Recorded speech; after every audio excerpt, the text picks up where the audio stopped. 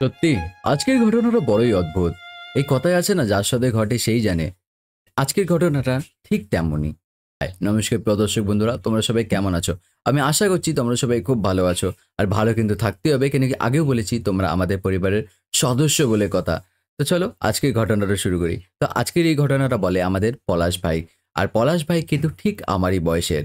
কিন্তু ঘটনাটা শুরু করার আগে আরো একটা কথা আছে, যদি এখনো অবধি আমাদের এই ভিডিওটাকে লাইক না করে থাকো তাহলে তাড়াতাড়ি করে লাইক করে নাও। যদি এখনো অবধি আমাদের চ্যানেলটাকে সাবস্ক্রাইব না করে থাকো তাহলে ভালোবেসে এখনই সাবস্ক্রাইব করে নাও। আর তোমাদের প্রিয় মানুষদের সাথে কিন্তু অবশ্যই ঘটনাগুলো শেয়ার করে দিও। তো আমাদের ঘটনাটা কিছু এমনভাবে বলে, আমার নাম পলাশ, আমি থাকি নদিয়াতে। আর আমার সাথে এই ঘটনাটা ঘটে আগের বছর বর্ষার বেশ কিছুদিন আগে। আর আমি কিন্তু বেশি দূর পড়াশোনা করতে পারিনি। তার কারণ আজ থেকে 4.5 বছর আগে ঠান্ডার সময় ভোরবেলা যখন বাবা ভ্যান নিয়ে যাচ্ছিলেন, একটা 4 চাকা এসে ধাক্কা মারেন। যার কারণে আমার বাবার কোমরের থেকে নিচের পোর্শনটা পুরো কাজ করা বন্ধ করে দেয়। তার কারণে আমাকে পড়াশোনা ছাড়তে হয়। আর আমার মা ঘরে বসে ঠোঙা বানান। আর আমার দায়িত্ব সেই ঠোঙাগুলো দোকানে দোকানে দিয়ে আসা। আর আমার বাড়ির অবস্থা না একদমই ভালো নয়। সত্যি কথা বলতে, যখন খুব বৃষ্টি হয় আমাদের ঘরের চারিদিক দিয়ে জল চয়ে। আর আমাদের ঘর পুরো ভেসে যায়। আমরা ঘরে থেকেও বলতে গেলে এক ধরনের ভিজি। ঠিক আছে? মানে ওই বলে না যে ঘর বানানো রোদ জল থেকে বাঁচার জন্য, কিন্তু আমাদের তা হয় না। আমাদের বেশি বৃষ্টি হলে জলে ভিজতে হয় কিন্তু ঘরে। তো যাই হোক, বর্ষার বেশ কিছুদিন আগে আমাকে মা বলেন, বাবা তুই তো দোকানে দোকানে ঠোঙা দিতে যাস, একবার তাদের সাথে কথা বলে দেখিস না। যদি তাদের কাছে কোনো লোক থাকে যারা কম টাকায় ঘরটা সারিয়ে দেবে, যদি জানাশোনা কেউ থাকে একটু বলে আসিস। তো আমি মায়ের কথা মতো যখনই ঠোঙা দিতে যেতাম দোকানে দোকানে, তো দাদা বা কাকা যারা থাকতেন দোকানে তাদেরকে কিন্তু বলে আসতাম যে কাকা বা দাদা, তোমাদের কাছে যদি জানাশোনা কেউ ঘর সারানোর লোক থাকে আমাকে একটু জানিও। কেন কি আমাদের ঘরের অবস্থা তো তোমরা জানোই, একটুখানি এবারে চেষ্টা করবো সারানোর। তো তারা বলতো, ঠিক আছে বাবা, আমাদের কাছে তো ওরকম লোক আসে না যে ঘরটর সারায় চেনাশোনা, কিন্তু যদি কেউ থাকে তাহলে তোকে অবশ্যই জানাবো। তো বেশ এমনভাবে কয়েকদিন কেটে যায়, কোনো লোক পাই না। তো একদিন হঠাৎ আমি বেশ আমার রান্নাঘর আর বারান্দা একই জায়গায়, তো ওখানে আমি শুয়ে রয়েছি। আর আমার মা আর বাবা শোবার ঘরে শুয়ে রয়েছে। তো সেই মুহূর্তে আমাদের ঘরের বাইরে থেকে দেখি একজনের সাইকেলে বেলের আওয়াজ আসছে। তো আমি প্রথমে ভাবি হয়তো আশেপাশে কেউ এসছে। আমি অতটা গা করিনি, কিন্তু বেশ দেখছি অনেকক্ষণ ধরে বেলটা বেজেই যাচ্ছে। তো তখন আমি বলি যে মনে হয় আমাদেরই বাড়িতে কেউ এসছে। তো আমি তখন উঠে বেড়ার ফাঁক থেকে যখন চোখটা বাড়িয়ে দেখি, তখন দেখলাম একজন শ্যামলা রঙের লম্বা করে এক কাকা আমাদেরই ঘরের বাইরে দাঁড়িয়ে বেল বাজাচ্ছে আর আমাদের ঘরের দিকে দেখছে। তো সেই মুহূর্তে আমি উঠে গিয়ে ঘরের গেটটা খুলে মুখ বাড়িয়ে সেই কাকাকে বলি যে কাকা, কাউকে কি খুঁজছেন? তখন সেই কাকা বলে যে হ্যাঁ, এখানে কি একজন আছে যার বাড়ি সারাতে হবে। কি যেন নামটা বললো, ভুলে যাচ্ছি নামটা। তখন আমি সেই কাকাকে বলি যে কাকা, পলাশ বলেছে কি? তখন সেই কাকাকে বলে যে হ্যাঁ হ্যাঁ, ঠিক ঠিক পলাশ বলেছে। হ্যাঁ, পলাশ বলে ওই ছেলেটার বাড়ি সারাতে হবে। তখন আমি বললাম হ্যাঁ কাকা, আমি পলাশ। বলছে ও আচ্ছা, তুমি পলাশ, তোমাদের বাড়ি সারাতে হবে তাহলে। তখন আমি কাকাকে বলি যে হ্যাঁ কাকা, আমাদেরই বাড়ি সারানোর জন্য বলে এসেছিলাম।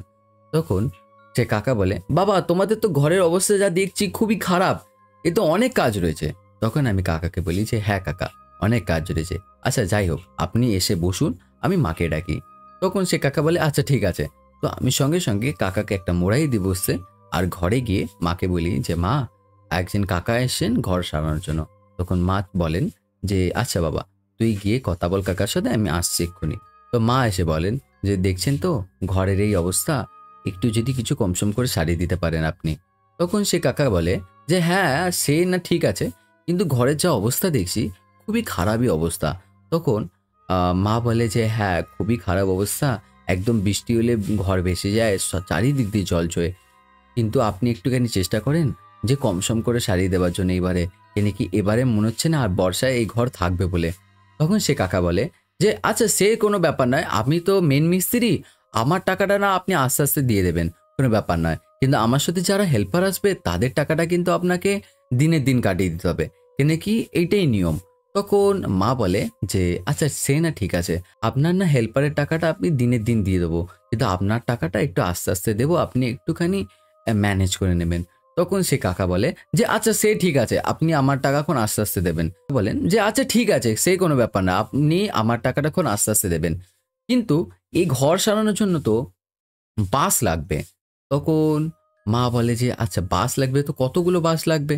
তখন সে কাকা বলে যে এই ঘর সারাতে মোটামুটি 30খানা বাঁশ লাগবে, কেন কি ঘরের যা বাঁশের অবস্থা, এই বাঁশে যদি ব্রেক মারি এই বাঁশ সঙ্গে সঙ্গে ফেটে যাবে, এই বাঁশের উপর তো কাজ করা যাবে না।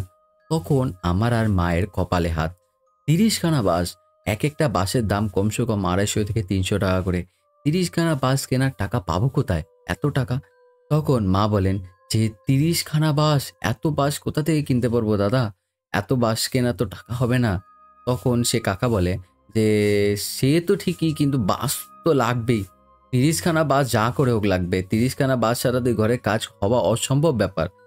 তখন সে কাকা বলে যে আচ্ছা ঠিক আছে, একটা কাজ করা যায়, একটা বাঁশ বাগান আছে, ওখান থেকে বাঁশ কেটে আনা যায়, কেন কি ওখান থেকে আমিও বেশ কয়েকবার এক দুটো বাঁশ কেটে নিয়ে এসেছি, ওখান থেকে বেশ বাঁশ কেটে আনা যাক, কিন্তু বাঁশ কাটার জন্য তো লোক লাগবে, আবার ওই লোকের তো আপনাকে টাকা দিতে হবে।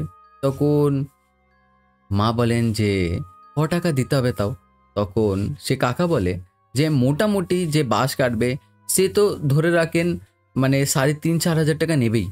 তখন আমাদের আবার কপালে হাত, যে এত টাকা কোথা থেকে দিতে পারবো একবারে?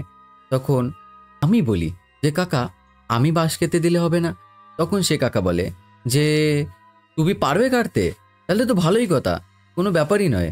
তখন আমি বললাম যে হ্যাঁ কাকা, আমি কাটতে পারবো, যা করে হোক এইবারে বর্ষায় আমাদের ঘরটা সারাতেই হবে, নয় এবারে আর ঘরে বোধহয় থাকতে পারবো না আমরা কেউই।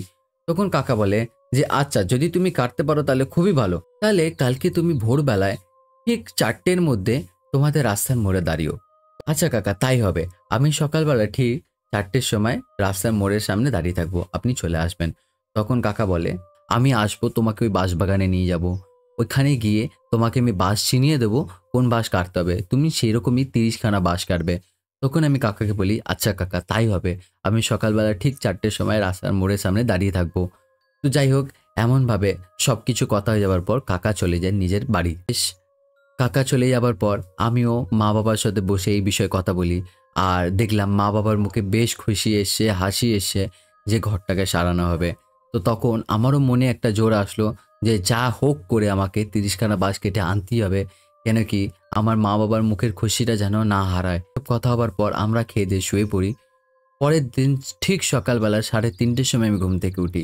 3:30-র সময় আমি ঘুম থেকে উঠে একদম তৈরি হয়ে একটুখানি ঝলমুড়ি মুখে দিয়ে সঙ্গে সঙ্গে আমি পৌঁছে যাই ঠিক 4টের মধ্যে আমাদের মোড় মাতার সামনে, আমাদের রাস্তার মোড় মাতার সামনে।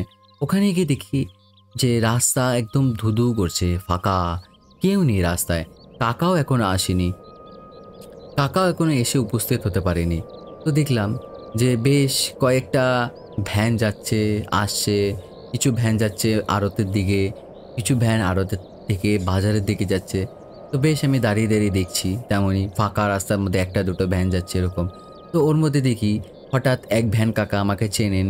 সেই ভ্যান কাকা আমাকে দেখে বলে কিরে বাবা পলাশ, এত ভোরবেলা এখানে দাঁড়িয়ে? তখন আমি সে কাকাকে বলি যে এই কাকা একটু কাছে যাব। তখন সে কাকা বলেন যে ও আচ্ছা কাজে যাবি, বেশ ভালো কথা বাবা, দেখে দেখে যাস, নিজের খেয়াল রাখিস। তো সেই সাথে আমিও সেই কাকাকে বলি কাকা তুমিও দেখে দেখে যেও, নিজের খেয়াল রেখো। তো যাই হোক, আমি ওরকমভাবে অনেকক্ষণ ধরে দাঁড়িয়ে রয়েছি। বেশ কিছুক্ষণ পর দেখি আমাদের সেই ঘর সারানোর কাকা সাইকেল নিয়ে আসছেন। তো বেশ দেখে আমি খুশি হয়ে কয়েক পা আগে গেলাম সেই কাকার কাছে। বেশ আগে যেতেই কাকা দাঁড়িয়ে বলেন যে এ বাবা একটুখানি লেট হয়ে গেলাম, উঠতে পারিনি এত ভোর ভোর। তখন আমি কাকাকে বললাম ও কাকা কোনো ব্যাপার না, আম- ও কাকা কোনো ব্যাপার না, আমি তো এমনি গ্রামের ছেলে, আমার সকাল সকাল ওটা স্বভাব আছে, কোনো ব্যাপার না, আপনি চলুন। কোথায় সে বাঁশবাগান? তখন কাকা বলে হ্যাঁ তাড়াতাড়ি চলো, কেন কি এখান থেকে বেশ আধ ঘন্টা 35 মিনিট লাগবে সেখানে যেতে। তো বেশ অনেকক্ষণ সাইকেল চালিয়ে যাবার পর আমরা সেই জায়গায় গিয়ে পৌঁছালাম। যে জায়গায় গিয়ে পৌঁছালাম তোমাদেরকে কি বলবো, এতটাই ভৌতিক, মানে দেখেই গা ছমছম করে উঠল। যখন কাকা বলেন যে এই যে বাঁশবাগান, দেখো বাবা পলাশ তোমাকে এখান থেকে বাঁশ কাটতে হবে। তখন আমি কাকাকে বললাম যে কাকা এখান থেকে বাঁশ কাটতে হবে, এ তো বড় ভৌতিক মনে হচ্ছে গো। দেখো বাঁশ বাগান ভোরবেলা এরকম অন্ধকারের মধ্যে এরকমই লাগে, ভয় পাওয়ার কোনো ব্যাপার নয়। তখন আমি কাকাকে বললাম, আচ্ছা কাকা আপনি দেখিয়ে দিন কোন কোন বাঁশগুলো কাটতে হবে আমাকে। বেশ, তার সাথে কাকা বলেন আচ্ছা চলো। বেশ, যখন আমি কাকার সাথে দুপা দুপা করে সেই বাঁশ বাগানের দিকে এগোচ্ছি, আমার না বুকটা কাঁপছে, বুকের ভেতর থেকে না ধরপর ধরপর করছে সেই বাঁশ বাগানটা দেখে। চারিদিক অন্ধকার, কিট কিট করছে সে বাঁশবাগানের ভিতর। আর এমন বাঁশবাগানের ভিতর থেকে শব্দ আসছে যেগুলো শুনে বড় বিকট ভয় লাগছে। মানে আমার মন থেকে বলছে যে পলাশ, ঘুরে চলে যা বাড়ি, যাস না বাঁশ কাটতে। কাকার সাথে দুপা দুপা করে এগোই, এগিয়ে ঠিক বাঁশবাগানে একটুখানি ঢুকেই কাকা বলে যে দেখে নাও এই যে বাঁশগুলো দেখছো সবুজ সবুজ একদম, এই বাঁশগুলো তোমাকে কাটতে হবে। তখন আমি বলি কাকাকে, আচ্ছা ঠিক আছে কাকা, আমি এই বাঁশ তাহলে কাটতে শুরু করছি। তখন কাকা বলে হ্যাঁ তুমি কাটতে শুরু করো, তুমি এখান থেকে এরকম ধরনের 30খানা বাঁশ কাটো, আমি একটু ঘরের কাজের জন্য যাচ্ছি, আমাকে কিছু বাজার ঘাট করার আছে, ঘরের কিছু কাজ আছে, ওগুলো করেই আমি কিন্তু ভ্যান নিয়ে আসবো ঠিক 9টা সাড়ে 9টার দিকে। কেন কি বাসগুলো তো সাইকেলে আর নিয়ে যাওয়া যাবে না, তাই আমি ভ্যান নিয়ে আসবো। তা সেই সাথে কাকাকে বলি যে আচ্ছা কাকা ঠিক আছে, আপনি যাই হোক একটু তাড়াতাড়ি আসার চেষ্টা করবেন, কেন কি আমার মনের ভিতরে তো ভয় লাগছে। তো তাই আমি কাকাকে তাড়াতাড়ি আসতে বলি। তো কাকা বলে যে একদম, আমি তাড়াতাড়ি করে যত তাড়াতাড়ি হয় আমি কাজ শেষ করে চলে আসবো। তো যাই হোক ওই বলে কাকা চলে যান নিজের বাড়ির দিকে। আমি ঠিক ওইখানেই দাঁড়িয়ে রয়েছি যেখানে আমাকে কাকা প্রথম বাসটা চেনান। আমি ওখানে দাঁড়িয়ে দাঁড়িয়ে পুরো চারিদিকটা দেখতে শুরু করি। মানে এতটাই ভৌতিক, আমার মানে বুক ধড়ফড় ধড়ফড় করছে। আমার বারবার মন বলছে পলাশ বাস কাটিস না এখান থেকে, তুই বাড়ি চলে যা ঘুরে। কিন্তু তখনই আমার মনে আসে যে না, মা বাবার সেই মুখের হাসি যেন না যায়, আমাকে যা করে হোক বাস কাটতেই হবে। তো এই বলে মনে জোর নিয়ে আমি হর হর মহাদেব বলে একটা বাসে কোপ দিই, বাস কাটা শুরু করি। তো বেশ এরকমভাবে কয়েক ঘন্টা ধরে আমি মাত্র 23খানা বাঁশ কাটতে পারি। 23খানা বাঁশ কাটার পর আমার না হাত পা আর চলছে না, কেন কি আমি জলও নিয়ে যাইনি। এত জল টেস্টটা পেয়েছে আমার না গলা একদম শুকিয়ে আসছে, মনে হচ্ছে এই অজ্ঞান হয়ে যাব। আর আমার হাতের দিকে যখন তাকিয়ে দেখছি না, আমার হাত হাত দিয়ে রক্ত বেরোচ্ছে, মানে ছিলে গেছে, কেটে গেছে, ফুলে গেছে, এরকম অবস্থা। কিন্তু কি আজকের আগে তো কোনো দিন এইসব করিনি, তাই কখনো জানিও না এইসব কিভাবে করতে হয়। তাই আমার হাতের যে এরকম অবস্থা হবে তাও বুঝতে পারিনি, মানে হাতের এতটাই খারাপ অবস্থা। আর গলা তো আগে থেকেই একদম শুকিয়ে কাঠ হয়ে রয়েছে। তো আমি না আর পারছি না। তো এই বলে আমি বেশ ভাবলাম একটু বসি। তো বেশ বসে রয়েছি আমি, হঠাৎ দেখি আমার ডান সাইড থেকে একদিক দিয়ে জলের আওয়াজ আসছে। তো আমি ভাবলাম জলের আওয়াজ আসছে, তখন আমি ভাবলাম যে বোধহয় এখানে কোনো বাড়িঘর আছে, এই ঠিক সকাল সকাল বোধহয় বাসন বাসন মাজতে নিয়ে এসছে, তাই বোধহয় এখানে কোনো বাড়িঘর আছে, এই কল চালিয়ে রেখেছে, ওরই আওয়াজ আসছে। যাই দেখি ওই দিকে। বেশ ওই আওয়াজটা শুনে আমি ওই আওয়াজটাকে ফলো করতে করতে বেশ আগিয়ে যাই অনেকটা দূর। অনেকটা দূর আগিয়ে যাবার পর বেশ গিয়ে দেখি এই কোথায় চলে আসলাম। বেশ কয়েক পা দূর গিয়ে দেখি যে পুরো খালি একটা ফাঁকা জায়গা, কোনো বাড়িঘর নেই। কিন্তু তখন হঠাৎ আমার চোখ পড়ে একটু নিচের দিকে। তখন আমি বলি হে ভগবান, আমি এ কোথায় চলে আসলাম, এ আমি কি করে ফেললাম, এ কোথায় আমি চলে আসলাম, এ তো কবরস্থান। যখন আমি এটা দেখি তখন আমার মাথায় হাত, মানে আমি বললাম মেয়ে আমি কোথায় চলে আসলাম, এ কি, এই বাঁশ বাগানের সাথে কবরস্থান, এ তো কোনো বাড়িঘরও নেই এখানে, এখানে জলের আওয়াজ কোথা থেকে আসছিল। সেই মুহূর্তে আমার মাথা একদম খারাপ হয়ে যায়। ওই মুহূর্তে আমি থতবম্বর মতো ওখানে দাঁড়িয়ে শুধু চারিপাশে দেখছি। তখন হঠাৎ আমি যেই পথে এসেছি সেই দিক দিয়েই একটা মহিলা আমাকে এসে বলে, এই ছেলে তুমি এখানে কি করছো। তো বেশ মহিলাটা বেশ পরিপাটি করে শাড়ি পরে রয়েছেন, বেশ সেজেগুজে রয়েছেন, ঠিক আমাদের মা বোনেরা বিয়ে বাড়িতে গেলে যেরকমভাবে সেজে যায় ঠিক সেরকমভাবে সেজে রয়েছে। তখন আমি তাকে বলি যে আমি এই বাঁশবাগান থেকে বাঁশ কাটতে এসেছিলাম। তখন সে বলে তুমি এই বাঁশবাগান থেকে বাঁশ কাটতে এসছো, কার থেকে জিজ্ঞাসা করে এসছো। তখন আমি তাকে বলি যে ও ও আমি জানি না, আমাকে বলবেন না, আমি জানি না। ও আমাকে এক কাকা আমাদের বাড়ি সারাবে বলে এসেছিলেন, সেই নিয়ে এসছে এখানে বাঁশ কাটার জন্য। আমি জানি না, সেই কাকা আসবে কিছুক্ষণ পর, ভ্যান নিয়ে তাকে জিজ্ঞাসা করবেন। তখন সেই মহিলা বলেন যে তুমি তো এখান থেকে বাঁশ কেটে নিয়ে যেতে পারবে না, তুমি এখান থেকে বাঁশ কাটার সাহস কী করে করলে? তখন আমি বললাম যে আমি ওইসব জানি না, আমাকে দয়া করে বলবেন না এসব কথা, আমি এসব জানি না, ওই কাকাকে বলবেন আসলে। তখন সেই মহিলাটা বলেন আমাকে যে আচ্ছা ঠিক আছে। তখন আমি থতভম্বর মতো ওনার দিকে তাকিয়ে রয়েছি। উনি আমাকে ওই কথা বলে ঠিক বাঁশবাগানের দিকে চলে গেলেন। বাঁশবাগানের দিকে গিয়েই ঠিক কিছুটা 2-3 পা গিয়েই দেখি মিলে গেল বা অন্ধকারের মধ্যে। আমি তখন বললাম হ্যাঁ, এ কি দেখলাম, ইনি তো এক্ষুনি আমার সামনে থেকে গিয়ে মিলিয়ে কি করে গেল, মানে উনি হাওয়ায় মিলিয়ে গেল, মানে ইনভিজিবল হয়ে গেল বলতে গেলে। যখন আমি ওই জিনিসটা দেখি তখন আমি অজ্ঞান হয়ে যাই। তো বেশ আমি অজ্ঞান হয়ে যাওয়ার পর অনেকক্ষণ পর বেশ আলো বেরিয়ে গেছে। তখন আমার কানে একটা আওয়াজ আসছে, পলাশ, এ পলাশ, বাবা কোন দিকে রে বাবা পলাশ। যখন এই আওয়াজটা আসে তখন আমি চোখটা খুলি, তখন আমার হুঁশ আসে। তখন আমি দেখি কাকা আমাকে খুঁজছেন। তখন আমি কাকাকে হাতটা তুলে বলি কাকা আমি এখানে। তখন কাকা দৌড়ে আমার কাছে আসে, এসে বলে এ বাবা কি হয়েছে তোর, এরকম ভাবে পড়ে রয়েছিস কেন তুই? তখন আমি কাকাকে সব বৃত্তান্ত যা আমার সাথে ঘটে সেগুলো বলি। তখন কাকা বলে ও কিছু না, ওঠ ওঠ, তোর মনের ভুল সব। তো কাকা আমাকে এই বলে তুললো হাতটা ধরে। তো ওঠার পর কাকা আমাকে বলল তুই 30টা বাঁশ কেটে রেখেছিস তো? তখন আমি কাকাকে বললাম যে না গো কাকা, আমি 30টা কাটতে পারিনি, মাত্র 23খানা কাটতে পেরেছি। তখন কাকা বলে আচ্ছা ঠিক আছে, তুই যাই হোক 23খানাও অনেক বাঁশ, যা হোক ওই তুই ওই 7খানা বাঁশ নয় ভ্যান কাকাকে দিয়ে কাটিয়ে নেবো। আমি বললাম আচ্ছা ঠিক আছে কাকা। তো এই বলে আমি আর কাকা রাস্তাটার দিকে এগিয়ে আসলাম বাঁশবাগান থেকে। তখন দেখি ওখানে একটা বয়স্ক ভ্যান কাকা ভ্যান নিয়ে দাঁড়িয়ে রয়েছে। সেই মুহূর্তে সেই কাকা বলেন যে এই বুড়ো, একটুখানি 7খানা বাঁশ কেটে দাও তো, তোমাকে আলাদা করে টাকা দিয়ে দেবো। তখন সে ভ্যান কাকা বলেন যে দৌড় বাবা, আবার বাঁশ কাটতে হবে, ও আমি পারবো না তো এইসব আবার বাঁশ কাটতে। তখন সেই ঘর সারানোর যে কাকা আছেন সেই কাকা বলেন যে আরে কাটো না রে বাবা, তোমাকে তো টাকা দেবো বলছি তো, তুমি কাটো, 7খানা বাঁশ কাটো তো, 23খানা কাটা আছে।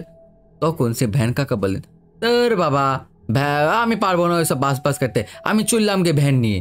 তখন সেই ঘর সারানো কাকা বলেন বাবা তোমাকে বলছি তো টাকা দেবো, আলাদা করে টাকা দেবো তোমাকে বাঁশ কাটা, তুমি কাটো কাটো তো, এরকম করো না তো বুড়ো। তখন সেই যাই হোক 2 কাকার মধ্যে তর্কতর্কি হবার পর সেই ভ্যান কাকা মেনে যায় 7খানা বাঁশ কাটার জন্য।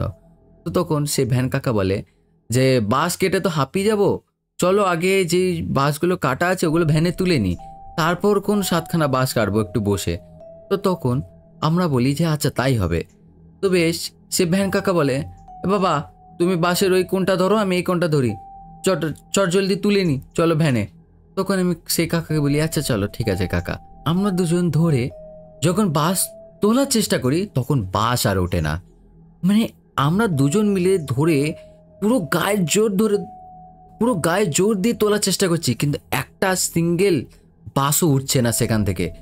তখন সেই যে কাকা ছিল ঘর সারানোর, সে কাকা বলে এগিয়ে রে বাবা, জোর দিয়ে তোল, এই বুড়ো জোর দাও, তোলো বাস, কি হলো বাস তুলতে পারছো না? তখন সে ভ্যান কাকা বলে দেখ বাবা তোলো তোলো, তুমি এসে দেখো না, তোলো তোলো, তখন থেকে উঠছে না দেখছো তো, তোলো তোলো তুমি ধরো।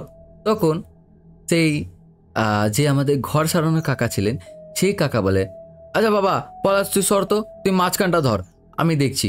তখন আমরা 3জন মিলে ধরি, 3জন মিলেও একখানা বাঁশ নাড়াতে পারছি না, আর বাঁশ উঠছে না। তখন আমি কাকাকে বলছি আমাকে বললাম না এখান থেকে বাস নিয়ে যেতে পারবে না গো, আমি বললাম না, উনি আমাকে বললো এখান থেকে তোমরা বাস নিয়ে যেতে পারবেন না, তোমরা এখান থেকে বাস নিয়ে যেতে পারবে না, এখান থেকে বাস নিয়ে যেতে পারবো না গো কাকা, ওইটা কোনো সাধারণ জিনিস ছিল না গো। তখন সে কাকা বলে ধুৎ, বাস নিয়ে যেতে পারবে না, ওই সব তোর মনের ভুল, দেখ না এক্ষুনি উঠে যাবে, হয়তো কিছুর মধ্যে ফেসে রয়েছে বাসটা। তখন সেই ভ্যান কাকা বলে ছাড়ো তো দেখি নিচের থেকে বাস চলো। নিচের থেকে যে বাঁশগুলো তোলার চেষ্টা করছি ওই বাঁশও হাড়গিয়ে ছুটছে না। তখন সেই ঘর সারানো কাকা বলে, এ কি রে বাবা, সত্যি তো একটা বাঁশ উঠছে না, কি ব্যাপারে, বাঁশ কেন উঠছে না? তখন সেই ভ্যান কাকা বলে, এ কি গো, এখানে আমার কিছু ঠিক মনে হচ্ছে না, এ বাস উঠছে না কেন? আর এই ছেলে কি বলছে, কি ওকে কে কি বলেছে? আমার তো কিছু ঠিক মনে হচ্ছে না গো, আমি চললাম গিয়ে ভ্যান নিয়ে। যখন আমরা এইসব কথা বলছি সেই মুহূর্তে ঠিক যেই পথে আমি জল খেতে গেছিলাম সেই পথ দিয়ে একটা বড় বিকট মহিলার আওয়াজে একটা বিকট হাসির আওয়াজ আসে। যেই মুহূর্তে এই আওয়াজটা আমরা শুনি সেই মুহূর্তেই সে ভ্যান কাকা দৌড় দেয় তার ভ্যান নিয়ে, আর আমি ঘর সারানোর যে কাকা ছিল তাকে সাইকেলে বসিয়ে দুজন মিলে সাইকেল নিয়ে দিয়েই দৌড়। ওখানে সব কিছু ছেড়ে দুজন মিলে দৌড় দিই সাইকেল নিয়ে, মানে মনের জোরে সাইকেল নিয়ে, মানে হাবার মতো ছুটি আমরা দুজন মিলে। তো বেশ, আমরা যখন সাইকেল নিয়ে যাচ্ছি তখন সেই কাকা বলছে, এ কি রে বাবা পলাশ, ও কি আওয়াজ আসলো রে ভিতর থেকে? তখন আমি বলি, কাকা তোমাকে তো বললামই আগে আমি যে ওখান থেকে বাস নিয়ে আসতে পারবে না, ওখানে কি ছিল আমি বললাম না, এরকম হলো আমার সাথে। তখন বেশ কাকা বলছে, না যা দেখলাম যা হলো মাথা খারাপ হয়ে গেল আমার, তুই বাবা একটুখানি মোর মাথায় চায়ের দোকানে দাঁড় করা, একটু চা খেতে হবে, আমার মাথা ধরে নিয়েছে এসবে। তখন আমি বললাম, আচ্ছা কাকা ঠিক আছে। তো বেশ আমরা এক মোড় মাথায় নিয়ে এসে ওখানে চায়ের দোকানে দাঁড় করালাম আমরা সাইকেলটা। তো সে কাকা বলে যে, বাবা পলাশ চা খাবি তো তুই? ওখানে আমি কাকাকে বললাম, হ্যাঁ কাকা খাবো। তো বেশ আমরা দুজনের জন্য চা চাই। তো চেয়ে আমরা বেশ যতক্ষণ সে চা বানাচ্ছেন ততক্ষণ আমরা দাঁড়িয়ে এই বিষয়ে কথা বলছি যে, কি শুনলে বলো তো কাকা, বড় বিকট আওয়াজ না? এরকম বিকট আওয়াজ আসলো বলো তো? এই কাকা তখন বলছে যে, সত্যি বলছি রে বাবা, আজকের আগে এরকম কোনোদিন হয়নি। এর আগেও আমি একটা দুটো বাস এখান থেকে কেটে নিয়ে গেছি। আমি কি, অনেকেই এখান থেকে একটা দুটো করে বাস কেটে নিয়ে গেছে, কিন্তু এমন কোনোদিন হয়নি। এই কি হলো বলতো? তো বিকট আওয়াজ তো আমি জীবনে শুনিনি। তো সেই মুহূর্তে ওখানে ওই চায়ের দোকানে কিছু মুসলমান মানুষজন আর কিছু মল্লিক সাহেব বসেছিলেন। তারা বলে যে, তোমরা কি ওই, কোন তারা বলেন, তোমরা কি ওই বেগমের বাঁশবাগানে গেছিলেন? তখন সে কাকা বলে, হ্যাঁ হ্যাঁ ঠিক ঠিক, ওই বেগমের বাঁশবাগানে গেছিলাম। উনি তো ৭৫ বছর আগে মারা গেছেন, ওখানে তো এখন বাঁশবাগানে কেউ মালিক নেই। হ্যাঁ ওই বাঁশবাগানেই গেছিলাম। তখন তারা হেসে বলেন, আপনাদের কি মাথা খারাপ হয়ে গেছেন নাকি? ওনার ওই বাঁশবাগানে গেছেন, ওই বাঁশবাগানে বেগমের আত্মা আছে, জানেন কি আপনারা? তখন সে কাকার মাথায় হাত, আমারও মাথায় হাত, আচ্ছা আত্মা আছে? সে কাকা বলে, আত্মা আছে মানে? তখন তারা বলেন যে, হ্যাঁ ওই বাঁশবাগান থেকে কেউ বাঁশ কেটে আনতে পারে না। আর তখন কাকা বলেন যে, আমি তো একটা দুটো করে বাঁশ কেটে নিয়ে এসেছি দাদা। কোন হতো তার আত্মা, মানে সেই বেগমের আত্মা ওই যে বাঁশবাগান আছে সেখানে ছিল না, সেখানে ছিল না, তাই জন্য আপনি কেটে আনতে পেরেছেন। কিন্তু কোনো রকমভাবে আজ ওই বেগমের আত্মা ওই বাঁশবাগানে ছিলই, নয়তো তাকে এই ছেলে কোনো রকম ভুলবশত জাগিয়ে ফেলেছে, যার কারণে তোমরা ওই বাঁশ আনতে পারোনি। তখন তো আমাদের শুনে সত্যি মাথায় হাত, যে কি শুনলাম। তখন তারা বলেন যে, হ্যাঁ ওই যে বাঁশবাগান আছে ওই বাঁশবাগানে বেগমের আর বেগমের পুরো পরিবার যে আছে কবর দেওয়া আছে ওই বাঁশবাগানের ঠিক পেছন দিকটাই। তো ওই পুরো পরিবারের কবর রয়েছে ওখানে। আর তখন আমি বুঝলাম যে আমি ভুলবশত তাদের ওই কবরের উপরে গিয়েই দাঁড়িয়ে পড়েছিলাম। এই ছিল আজ পলাশ ভাইয়ের ঘটনা। তোমাদের কেমন লাগলো পলাশ ভাইয়ের ঘটনাটা?